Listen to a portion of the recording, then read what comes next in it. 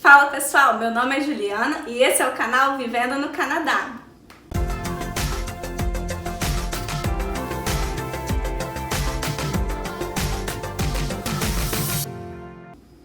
No vídeo de hoje eu vou contar tintim por tintim para vocês da prova CLBA Test que eu fiz, que foi a prova que me fez entrar aqui no college no Canadá sem precisar apresentar a nota do IELTS ou fazer o Pathway.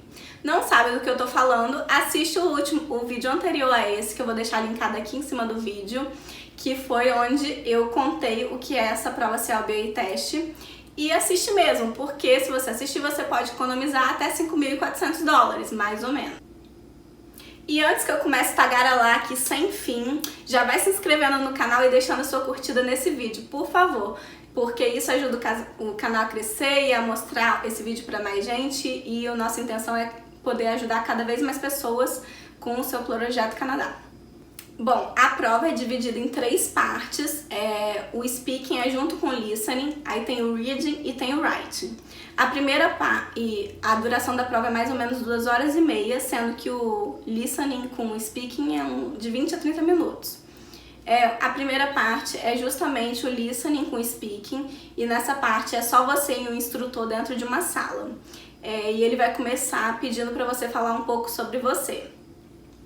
Depois ele vai te entregar uma cartilha assim com várias imagens que contam uma história e vai pedir para você explicar o que está acontecendo pelas imagens. Aí, por exemplo, no meu caso, era uma cartilha que aparentemente mostrava um cara que estava procurando emprego e que depois ele estava enviando currículos. Aí eu só fui explicando assim, imagem por imagem, bem simples. Em seguida, o instrutor coloca um vídeo que tem a ver com a mesma cartilha que ele te pediu para explicar a história. E aí, no meu caso, o vídeo mostrava acontecendo a entrevista de emprego do cara. Depois de assistir o vídeo, o instrutor me fez algumas perguntas para ver se eu tinha entendido a conversa, o que tinha acontecido e tal, bem simples, tipo qual cargo que ele estava aplicando, o que ele ia fazer na empresa, coisas bem simples assim que dava para entender fácil. Depois foi a parte do listening, que também conta como speaking, porque você vai ouvir e depois explicar o que você entendeu. E aí nessa parte ele tocou 3 áudios pra mim, um de cada vez, né? E cada áudio tinha mais ou menos 3 minutos de duração. E aí quando eu terminava de tocar, ele pegava e fazia algumas perguntas sobre o áudio e também para pedir uma explicação geral do que eu entendi. Aí essa parte do listening e do speaking durou cerca de 20 a 30 minutos. E aí depois ele me encaminhou para um outro lugar que eu ia fazer a parte do reading. Aí lá, nesse lugar, a mulher que estava na recepção me entregou um saquinho preto para mim colocar o celular dentro e me entregou uma plaquinha escrito o horário que eu estava entrando, que aí eu tinha 1 hora para fazer. Então eles vão te entregar a plaquinha com horário e você que é responsável por sair até acabar aquele horário ou em ponto naquele horário.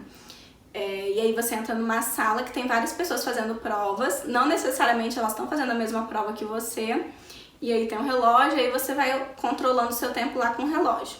A parte do reading era bem fácil, era mais de interpretação de texto, assim, bem diferente do IELTS e do TOEFL. Os textos eram mais simples, não eram muito técnicos. Em 1 hora dava tempo de ler os textos, não precisava olhar a pergunta e ficar procurando a resposta no texto. Eu consegui ler os textos todos assim com calma e responder. Eu tenho a memória muito ruim, então eu não lembro se eu tive 3 ou 4 textos, mas eu acho que foram 3 porque eu consigo lembrar dos temas, que foram um texto foi sobre extintores de incêndio, o outro foi sobre etiquetas de alimentos no Canadá e o outro foi sobre tipos de empresa no Canadá. E aí as perguntas eram mais de interpretação de texto mesmo. Quando você termina o reading, é só você sair da sala e entregar lá para a mesma pessoa que te entregou o horário e o saquinho. E aí ele vai te entregar outro papelzinho com horário para você ter mais 1 hora para fazer o writing. Aí você volta para a mesma sala e faz o writing. No meu writing foram 4 partes, 4 textos que eu tive que fazer e são 1 hora, em 1 hora.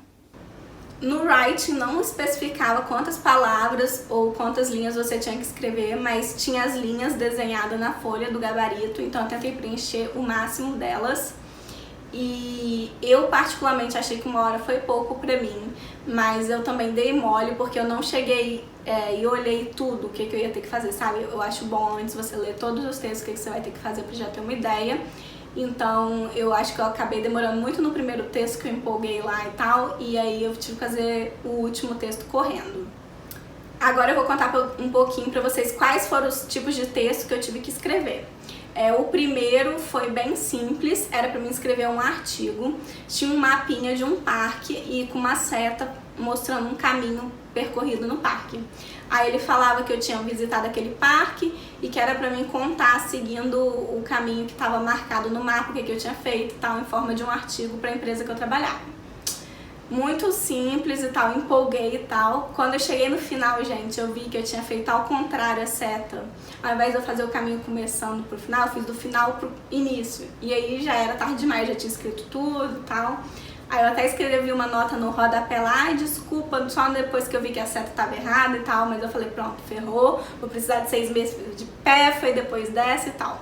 Isso pra vocês verem que com certeza tem uma margem de erro pra você passar nessa prova, porque como que eu tirei 8 no writing valendo 8, sendo que eu fiz isso, né? Na segunda tarefa era pra mim fazer um currículo. Tinha lá, tipo, já algumas coisas preenchidas pra mim colocar nome, referência, suas qualidades e criar um currículo fictício pra alguma vaga. E uma coisa que foi interessante pra mim é que eu dei sorte porque eu já tinha decorado o meu telefone no dia da prova. Então quando eu tinha que preencher as referências, eu já sabia a quantidade de números de telefone de celular que tem aqui em Calgary, né? Porque senão ia ficar meio estranho, né? Só sei que no Brasil tem X números, mas aqui em Calgary eu não sabia. Então fica a dica aí. A terceira tarefa, eu tinha que escrever uma carta para uma pessoa que tinha feito uma entrevista na empresa que eu trabalhava, uma palestra na empresa que eu trabalhava, agradecendo pela palestra e pedindo para ela escrever algum artigo específico sobre alguma coisa para a revista da minha empresa. Bem simples também. E a quarta e última tarefa, tinha um quadro comparativo falando sobre 2 livros, e aí eu tinha que escrever um memorando para uma livraria explicando por que era melhor escolher um livro do que o outro. Aí tinha sido feita uma pesquisa com os 2 livros e aí eu tinha que mostrar por que um era melhor que o outro. Bem simples também o texto. E foi isso, gente. Como eu falei no outro vídeo, eu já fiz a prova do IELTS e do TOEFL e eu com certeza achei essa prova muito mais fácil. Mas se você quer saber se eu acho que se você deveria fazer essa prova ao invés de fazer o IELTS ou o TOEFL, não sei. Não tô aqui pra dar conselho pra ninguém, eu só tô aqui pra dividir a informação com vocês, pra vocês saberem que tem mais essa possibilidade de prova sem ser o IELTS ou o TOEFL. Agora eu vou fazer o gancho pro próximo vídeo, que vai ser o último vídeo dessa série de inglês, que foi um vídeo que vocês pediram muito lá no Instagram pra mim gravar, que é contando como foi a minha experiência fazendo um curso de inglês aqui em Calgary. Porque, pra quem não sabe, mesmo eu não tendo que fazer o PEFA, como eu vim pra cá com visto de estudo já, eu tinha que estudar alguma coisa pra manter o meu status legal aqui no Canadá. Então eu acabei entrando num curso de inglês de 3 meses, inglês geral mesmo, que foi bem mais barato que o PEFA. E aí eu vou contar pra vocês como é que foi essa minha experiência no curso de inglês. Por hoje é só, mais uma vez peço para se inscrever no canal, ativar o sininho das notificações, deixar o seu like e um comentário também, algum feedback, se tem alguma coisa que vocês querem perguntar, estamos aí. Até o próximo!